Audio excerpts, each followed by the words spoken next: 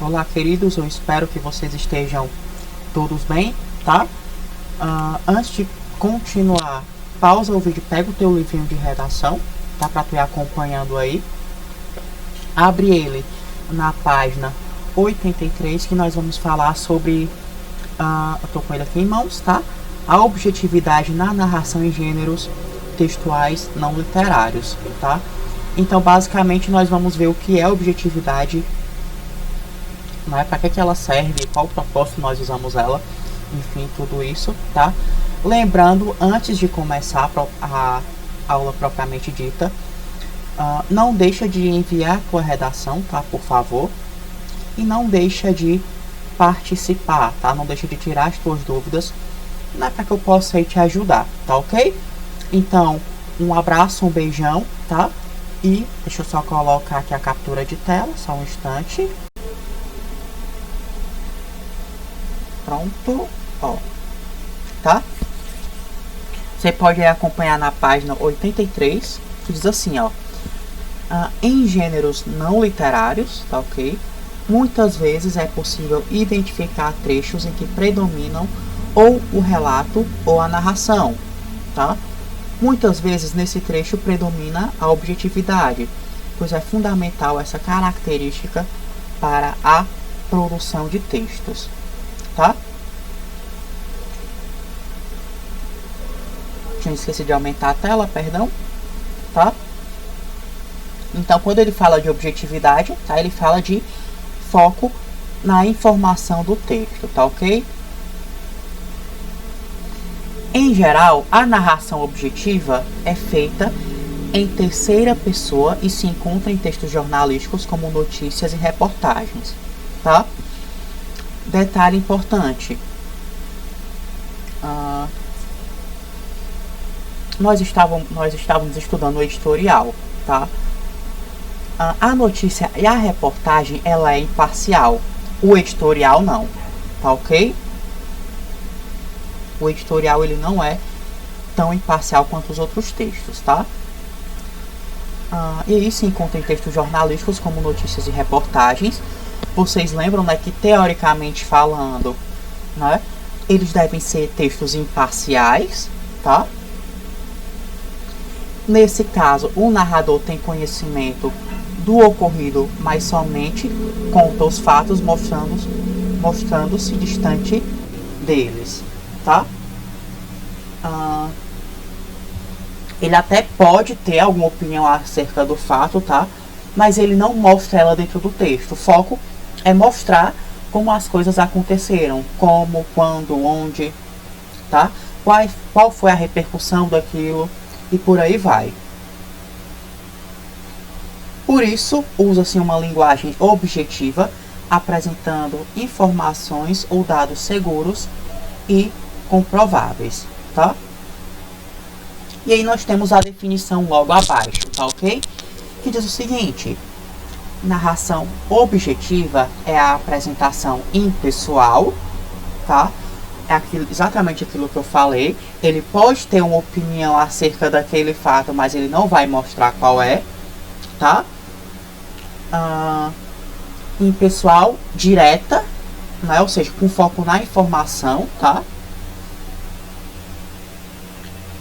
Imparcial dos fatos, sem que o narrador revele suas impressões e emoções. Em geral, é feita em terceira pessoa, tá? É muito comum, quando nós falamos de impessoalidade do texto, nós usarmos a terceira pessoa, porque ela causa, de fato, um distanciamento, tá? E aí, vocês podem pegar aí o livrinho de vocês de redação e abrir na página 81, tá? E aí nós temos um texto que diz assim: em março, a condutora de um automóvel, responsável por direcionar um caminhão em uma ponte de Washington, nos Estados Unidos, começou, ó, observe aí que o verbo está na terceira pessoa. Eu comecei, tu começou, ela começou, tá? A discutir com o marido no viva voz e esqueceu-se de avisar que a rota não estava livre. O caminhão então bateu na estrutura da ponte, que desabou em um rio, levando os dois veículos junto com ela, tá? Então observem aí. Em imagens do inusitado acidente circularam por todo o país e chamaram a atenção para o fenômeno que os especialistas nomeiam distração cognitiva, tá? E vocês lembram que eu falei que o texto ele é direto, o foco é informação? Pois é, ó, ele ilustra toda a situação, tá? Para chegar no fenômeno da distração cognitiva, tá ok? E aí, a partir disso, o que ele vai fazer? Ele vai explicar o que é, tá? E ele vai fazer isso sem rodeios, tá? Funciona assim. Existe uma área do cérebro, o córtex, que armazena as informações captadas pelos sentidos, como visão e audição, e envia respostas adequadas. Mas, quando você tenta usar mais de um sentido ao mesmo tempo, o córtex não funciona com a mesma eficiência, tá? No caso do acidente em Washington, mesmo que as mãos da condutora de fato estivessem na direção, ela não estava realmente atenta ao que acontecia na estrada. Se perguntarmos a esse indivíduo por onde ele passou, qual era a sinalização das placas ou se havia pedestres, ele não saberá dizer, já que arquivou pouca coisa em seu cérebro. Diz o médico Dirceu Rodrigues Júnior da Associação Brasileira de Medicina de Tráfego. Tá? Observa aí, né, que ele vai citar aí uma palavra de um especialista, tá?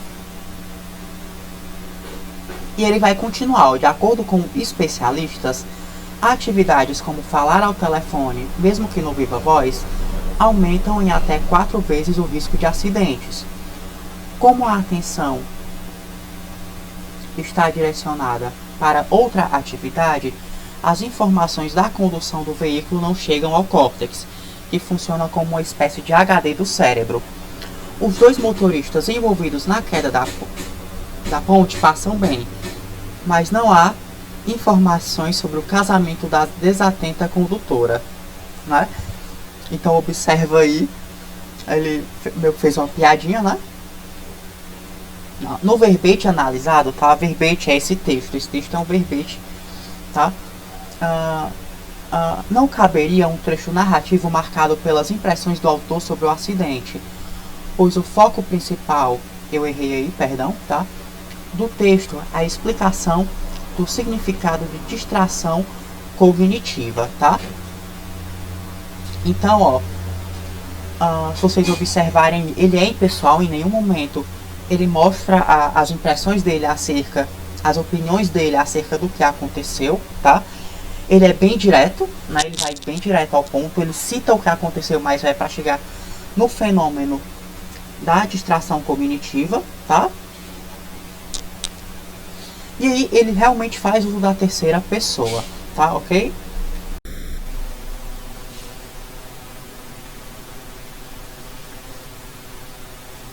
Na aula que vem, tá? Nós vamos ver basicamente o oposto. Nós vamos ver a subjetividade, tá?